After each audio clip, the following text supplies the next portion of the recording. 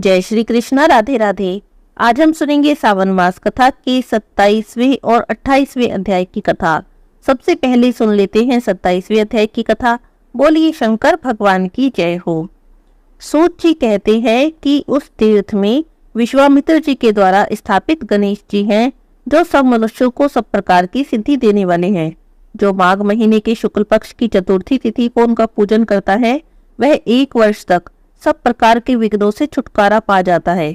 एक समय महामुनि मार्कंडे जी राजा रोहिताशु के साथ यहाँ पर पधारे और यथा योग्य सत्कार ग्रहण करने के बाद उन्हें कथा सुनाने लगे। कथा के अंत में राजा ने कहा, हे भगवान, मैं श्राद्ध कल्प का यथार्थ रूप से श्रवण करना चाहता हूँ। तब मार्कंडे जी बोले, हे राजन, यही बात अनर्थ नरेश ने व्रत यज्ञ जी से पूछी थी। मैं आपसे वही प्रसंग कहता हूँ, आप ध्यान से सुनो। अनर्थ नरेश ने पूछा, हे ब्राह्मण, श्राद्ध के लिए कौन सा समय विहित है? श्राद्ध उपयोगी द्रव्य कौन से हैं?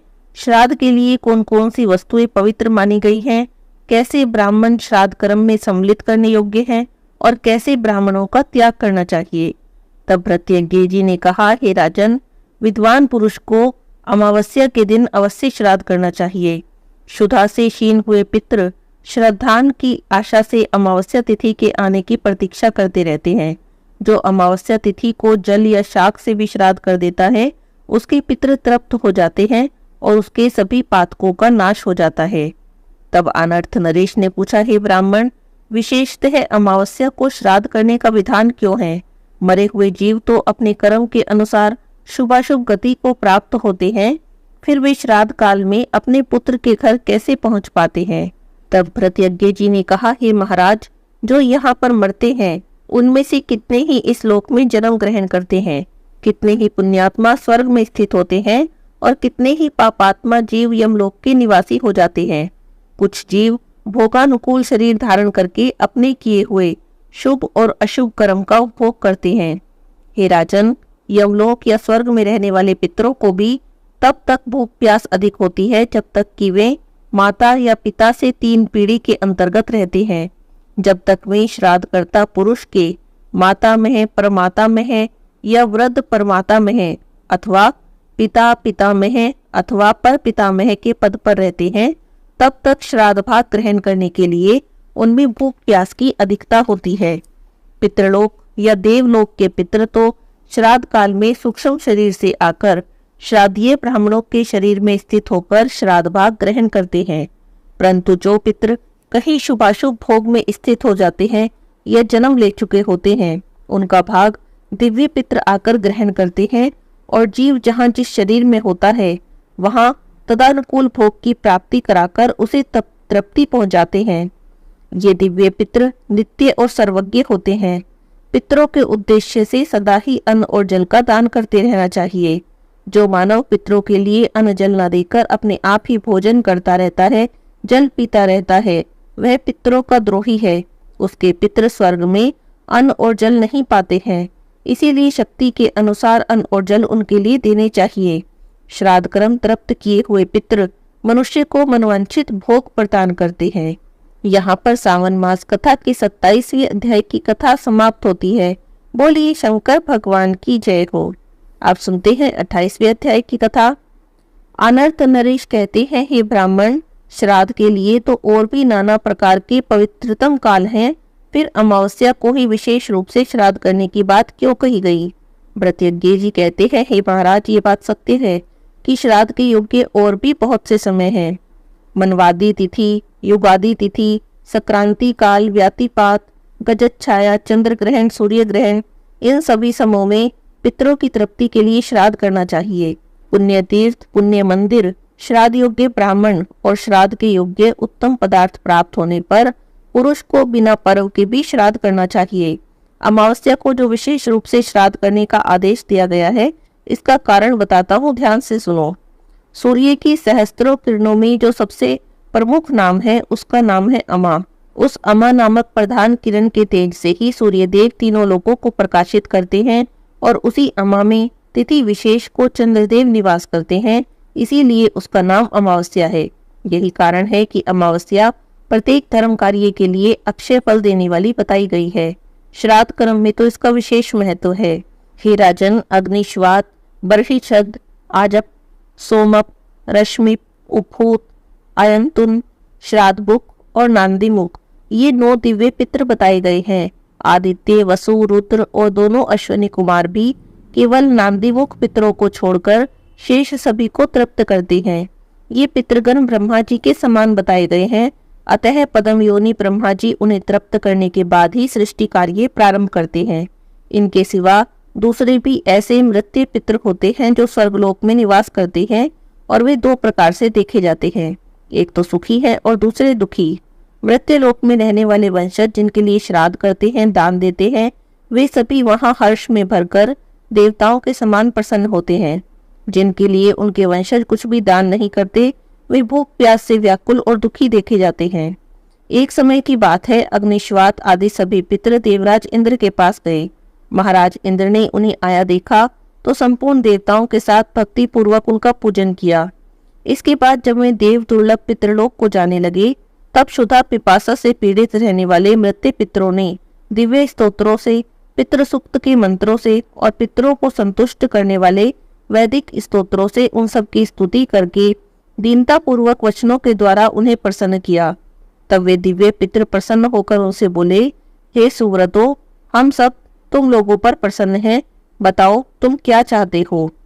तब मृत्य पितृ बोले, हे दिव्य पितृगणों, हम मनुष्य के पितृ हैं। अपने कर्मों के द्वारा मृत्यु लोक से स्वर्ग में आकर देवताओं के साथ वास करते हैं, परंतु यहाँ हमें अत्यंत भयंकर भूख और प्यास का कष्ट होता है। जान पड़ता है हम आग में जल रहे हैं।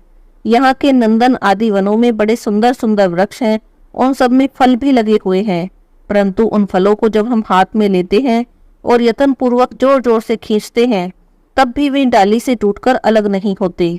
प्यास से पीड़ित होने पर यदि हम देव नदी गंगा का जल हाथ में उठाते हैं और पीते हैं, तो हमारे हाथ में उस जल का स्पर्श ही नहीं होता। इस स्वर्गलोक में कोई खाता पीता दिखाई भी नहीं देता, अतः यहाँ का निवास हमारे लिए अत्यंत भयंकर हो गया है। यहाँ जो देवता आदि हैं, वे सभी विमानों में बैठे हुए बड़े प्रसन्नचित्त दिखाई देते हैं। इन्हें भूख प्यास का कष्ट नहीं, ये अनेक प्रकार के भोगों से संपन्न हैं। क्या हम सब लोग भी कभी ऐसे हो सकेंगे? भूख प्यास के कष्ट से रहित होकर परम संतोष पा सकेंगे? तब दिव्य पितरों ने कहा, इंद्र आदि केवल एक दूसरे के कार्यों में व्यग्र होकर जब हमारे लिए श्राद्ध नहीं करते, दान नहीं देते, तब हम लोगों की भी ऐसी ही कष्टपूर्ण दशा हो जाती है। उस समय हम वहां से आकर देवताओं से कहते हैं, प्रार्थना करते हैं।